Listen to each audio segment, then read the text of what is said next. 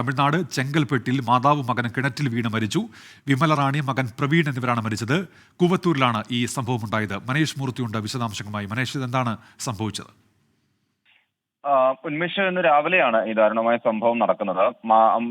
മകനും, അതായത് വിമലയും മകൻ പ്രവീണും കിണറ്റിൻകരയിൽ നിന്ന് തുണി കഴുകുകയായിരുന്നു, അലക്കുകയായിരുന്നു. ആ സമയത്താണ് പ്രവീൺ കാൽവഴുതി കിണറ്റിലേക്ക് വീഴുന്നത്.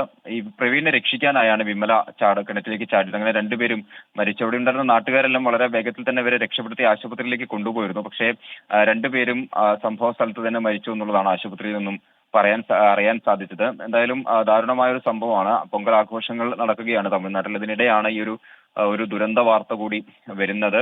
എന്തായാലും വിമല റാണിയും അതുപോലെ തന്നെ മകൻ പ്രവീണുമാണ് മരിച്ചത്. ഉന്മേഷ്. മനേഷ് മൂർത്തിയാണ് ചെന്നൈയിൽ നിന്ന് വിവരങ്ങൾ നൽകിയത്. നമ്മൾ